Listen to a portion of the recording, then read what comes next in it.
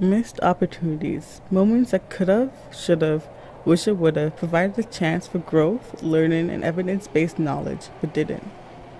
That might have provided a space for understanding and empathy, while courageously pushing back against harmful stereotypes and stigmas that only tell a single story and narrative.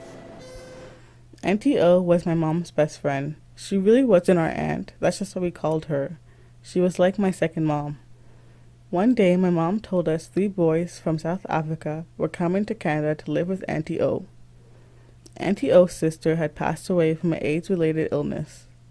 The boys were her sons, and we were to make them feel welcome, show them around the neighborhood, and explain how things worked in Canada. At the time, I didn't really have any in depth knowledge of what HIV meant or what AIDS was, but I knew having it was bad, really bad. I don't think my mom would have even told us about how Auntie O's sister had died if her sons were not coming here. From my mom's hush hush tone, I knew I couldn't really ask any questions about HIV or AIDS. I remember looking at my mom, desperate for information about the illness that just took a loved one's family member. But all I got was silence.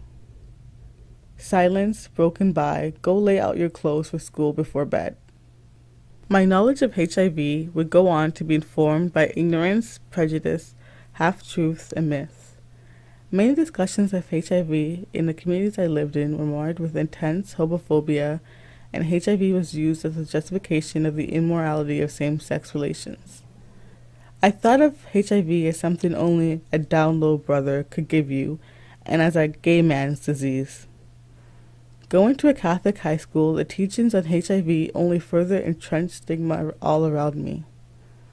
HIV was lumped with other STIs and pregnancy as a consequence of sex outside marriage. It was talked about like a death sentence.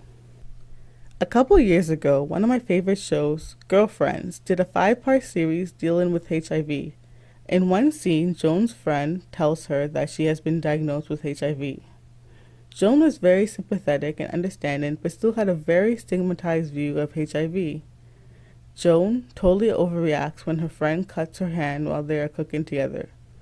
Her overreaction provides a great opportunity for Joan and the audience to learn how HIV is actually transmitted and dispel falsehoods. Moments like those in the series really showed me how ignorant my views on HIV were and allowed me to unlearn. When the opportunity for a teachable moment arises, don't step back, step up. End HIV stigma now.